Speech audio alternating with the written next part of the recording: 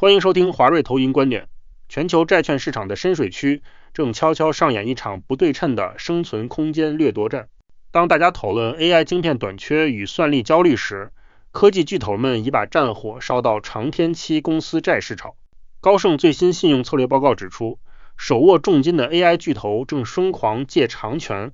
霸占了全美高达 31% 的长天期投资级债券总供应量。这项霸权直接将非科技传统企业逼入资金死角，迫使美债信用曲线出现历史性分化。为什么最不缺钱的科技大厂要抢在年底前锁定30年期债务？而我们又该如何跟随高盛的脚步，火速锁定5至7年期这个兼具高利息与高安全性的黄金回报区？今天我们带你快速拆解这场决定下半年100亿资金避险去向的债市新变局。高盛指出， AI 融资周期已深深烙印在美元投资级公司债市场中，科技巨头为支撑资料中心建设与 AI 研发而大举发行超长天期债券，导致 TMT 板块的信用利差曲线自2025年中期以来持续陡峭化。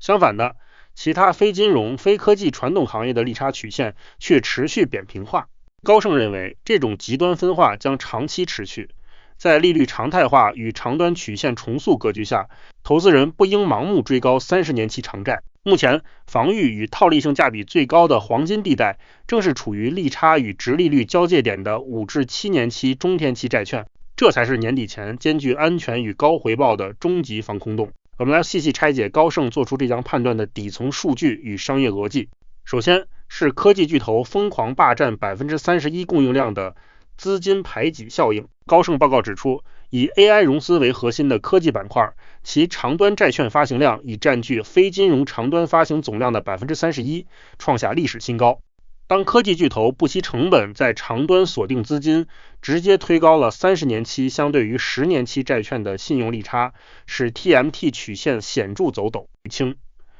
而非科技传统企业因无法承受如此高昂的利息溢价，被迫缩减发行，导致其利差曲线被动扁平化，传统行业融资已被逼入死角。其次是前端高利率常态化与倒挂资金的分流。高盛指出，随着联准会维持高利率，投资级公司债的前端殖利率极具吸引力。当短天期工具能提供超过 5% 的无风险回报时，普通企业根本不愿发行高成本的30年期长债。但科技巨头为使 AI 基础建设的超长寿命周期获得最稳定的资金匹配，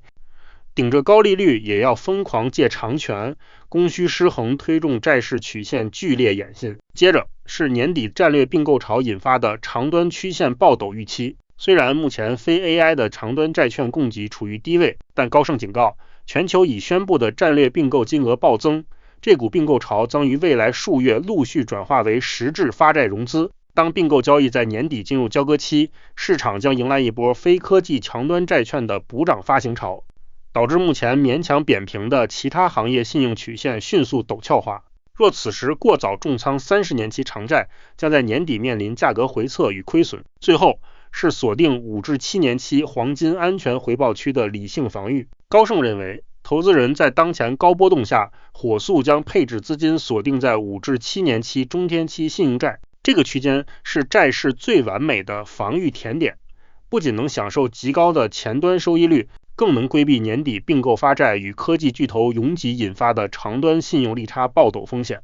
是用低波动换取安稳高票息的黄金策略。在这份报告中，华瑞认为，市场忽略了 AI 专案融资对常规信贷的挤压，大机构将流动性锁死在 AI 资料中心专案中，导致非科技中小企业的额度被严重压缩，形成了结构性资金盲点。面对新格局，华瑞认为，投资人应关注2个观察维度。第一，放弃越长越安全的旧思维，在年底并购与科技债发行潮下，果断低配30年期潮债。第二，火速采取防御，锁定5至7年期兼具高票息与低风险的黄金安全期。总结来说，高盛这份报告为我们揭开了全球债市深水区一场无声的变革。科技巨头正以 31% 的长债霸占率重写信用利差定价，在年底并购潮引发长端曲线爆陡前，应听从预警，从拥挤的30年期长端撤离，火速锁定5至7年期黄金安全回报区。以上就是本期节目的全部内容，